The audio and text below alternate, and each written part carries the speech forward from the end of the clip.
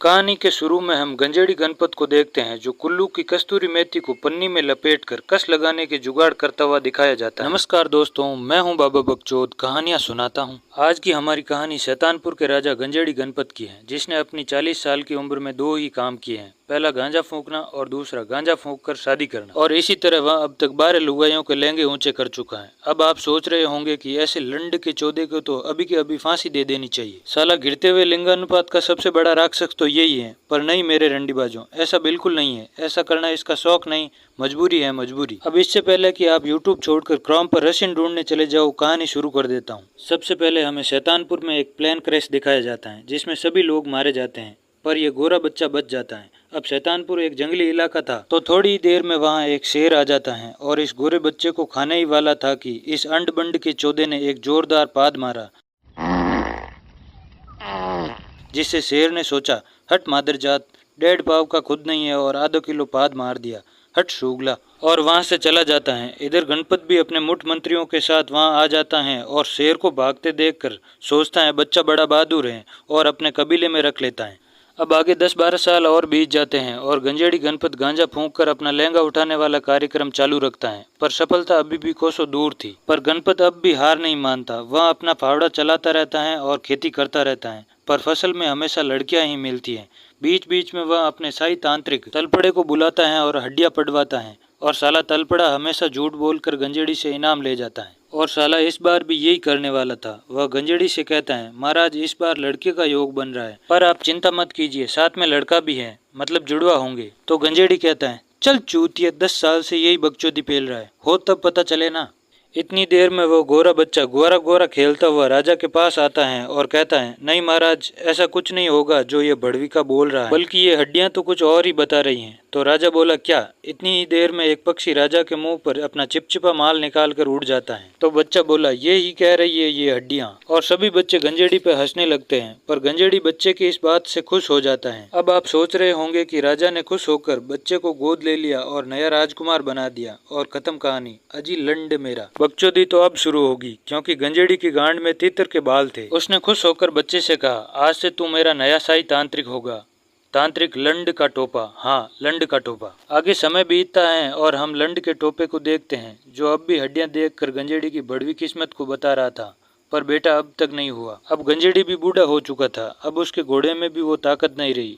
अब उसकी 24 बीवियां और 55 बच्चे हो चुके थे, पर उनमें से एक भी लड़का नहीं। राजा को परेशान देखकर उसकी सबसे नई वाली बीवी मस्त माल कहती है, आप चिंता मत कीजिए महाराज, इस बार मैं आपको जरूर लड़का ही दूंगी। इधर लंड का टोपा भी हड्डियां फेंक कर कहता है, महाराज आपका लड़का इस संसार में आ चुका है, जो इन रानियों में से किसी का भी नहीं है, वो तो कहीं और बड़ा हो चुका है। तो गंजेड़ी अपने दिमाग के लोड़े दौड़ाता है, तो उसे याद आता है कि हाँ, मैंने अपनी जवानी के दिनों में गेलचोदे नगर के घास मंडी नामक इलाके में एक आंटी को पेला था, कहीं वहीं तो मेरा बीज नहीं गिर गया। तो लंड का टोपा कहता है, हो सकता है महाराज।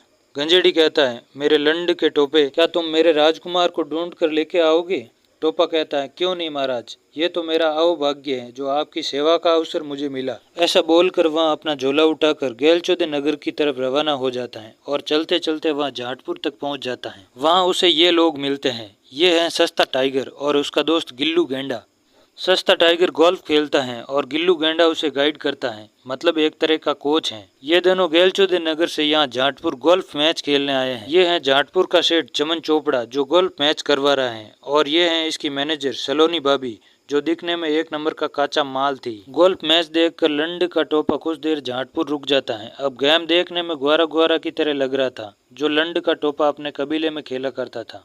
बस फर्क इतना था कि गोल्फ में बॉल खड्डे में डालना था और ग्वारा ग्वारा में बॉल किसी जानवर के ब्लैक होल में डालना होता था। अब मैच खत्म होने के बाद में लंड का टोपा सस्ते टाइगर से अपने बारे में पूछता है, तो सस्ता टाइगर अपने बारे में बताता है कि मैं गेलचोदे नगर के गंडवी गली से यहाँ गोल्फ खेलने आया हूँ। ये सोचकर वह सस्ते टाइगर को सारी बात बताता है, पर सस्ता टाइगर हंसकर बोलता है, हट भोसड़ी के, ऐसा कभी होता क्या, और उसे चूतिया समझकर वहां से निकल जाता है। पर लंड का टोपा हार नहीं मानता। वहाँ गिल्लू गेंडे पर सुअर पटक कर उसे हॉस्पिटल पहुंचा देता है, जिससे टाइगर अकेला पड़ जाता है और गोल्फ के मैच हारने लगता है। इस मौके का फायदा लंड का टोपा उठाता है और उसका गाइड बन जाता है, क्योंकि उसने भी ग्वारा ग्वारा खेला था। अब टाइगर वापस मैच जीतने लगता है, तो लंड का टोपा उसे वापस समझाता है कि तू राजकुमार है और तुझे मेरे साथ शैतानपुर चलना होगा। अब टाइगर को मैच जीतना था तो वह झूठ मूठ का हाँ बोल देता है और मैच जीत जाता है। मैच जीतने के बाद में सेठ चमन चोपड़ा की मैनेजर सलोनी भाभी उस पर लट्टू हो जाती हैं और रात के जश्न में उसके लिए गाना गाती हैं और इशारों ही इशारों में उसे अपने सर्विस के लिए कहती है। टाइगर जैसे ही रात को उसके पपीते के खेत में पानी देने के लिए जाता है, लंड का टोपा रास्ते में ही उसे धर लेता है और उसे शैतानपुर ले जाता है। इतने में गिल्लू गेंडा भी ठीक हो जाता है और लंड के टोपे का पीछा करता है और सलोनी भाभी भी अपनी प्यास बुझाने के लिए